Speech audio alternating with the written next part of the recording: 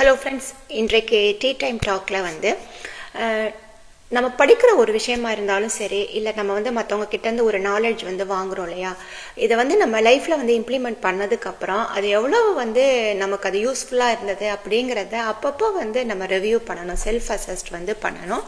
So அந்த மாதிரி நான் இந்த புத்தகத்துலேருந்து நான் அண்டர்ஸ்டாண்ட் பண்ணிவிட்டு அதை இம்ப்ளிமெண்ட் பண்ணி அதை எனக்கு ஓரளவுக்கு ஒரு பாசிட்டிவ் அப்ரோச் கொடுக்குது. லைஃப்பில் சில சுச்சுவேஷன்ஸ் நமக்கு ஹேண்டில் பண்ண முடியல அப்படின்னா இந்த மாதிரி ஃபார்முலாவை நமக்கு நான் ஏற்கனவே சொன்ன மாதிரி நாக் பண்ணும்.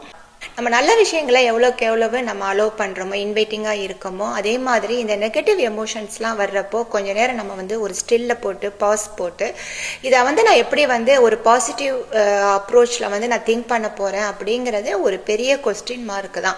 ஸோ அப்பப்போ ஒரு சில விஷயங்கள் உங்களுக்கு ரிப்பீட்டேட்டிவாக நடக்கும். அதை அஃபெக்ட் பண்ணும்பொழுது அதை ஸ்டில்ல போட்டு இதுக்கு என்னுடைய ரெஸ்பான்ஸ் இந்த மாதிரி தான் இருக்க போகுது அப்படிங்கிறத நீங்கள் ஸ்ட்ராங்காக ரெயின்ஃபோர்ஸ்மெண்ட் பண்ணணும்.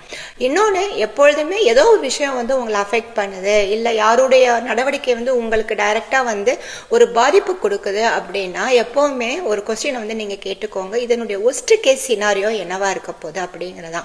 எப்பொழுதுமே அந்த ஒரு டிசிஷன் எடுக்கிறப்போ இதனுடைய ஒஸ்ட் கேஸ் சினாரியோ என்ன அப்படின்னு நம்ம யோசிக்க ஆரம்பிச்சிட்டோம், நம்ம ஒரு ஸ்கெட்ச் போட ஆரம்பிச்சிட்டோம் அப்படின்னா இவ்வளோதான், இதுக்கெல்லாம் நான் இவ்வளோ அஃபெக்ட் ஆகணுமா, என்னுடைய ஹெல்த்தை அஃபெக்ட் பண்ணணுமா அப்படின்ட்டு நீங்கள் உங்களுக்குள்ள ஒரு ஆறுதல் சொல்ல ஆரம்பிச்சிடுவீங்க. அவ்வளோதான்.